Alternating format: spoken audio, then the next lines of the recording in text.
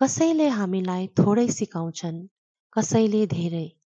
तर जसबाट हामी सिक्छौँ, उनीहरूले नै हाम्रो जीवन बनाउँछन्। मेडिटेशन्सको बुक 1 मा मार्कस अरेलियसले जसबाट उनले जीवनका महत्त्वपूर्ण कुरा सिके, उनीहरू सबैलाई कृतज्ञतापूर्वक सम्झन्छन्। आज हामी ती सिकाइहरूलाई आफ्नो जीवनमा मिलाएर बुझ्छौँ। लेसन 1, शान्त रहनु एक शक्ति हो। मार्कसले आफ्नो हजुरबुबाबाट सिके, भद्र, शान्त र कोमल रहनु। जब कोही चिच्याउँछ, तपाईले पनि चिच्याउनु पर्छ भन्ने छैन। शान्ति नै असली शक्ति हो। लेसन 2, देखावटी होइन, वास्तविक बन।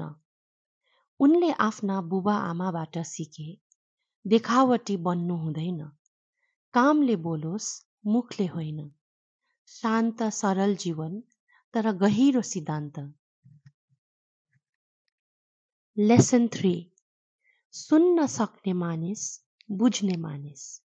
शिक्षकहरूले उनलाई सिकाए, बोल्ने मान्छे धेरै हुन्छन्, तर सुन्ने मान्छे दुर्लभ।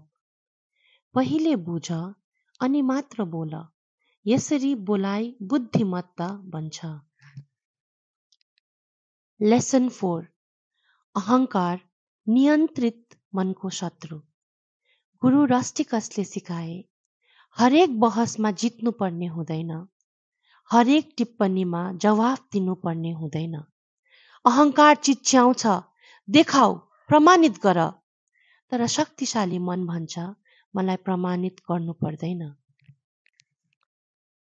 लेसन 5, ऊर्जा मात्र महत्त्वपूर्ण कुरामा खर्च गर।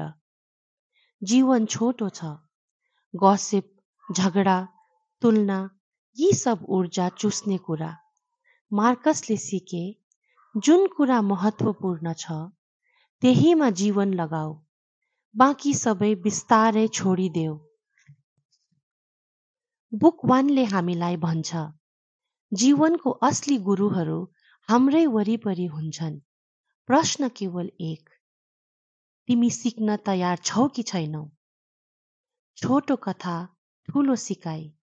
यो थियो आजको कथाको क्याप्स्युल। धन्यवाद।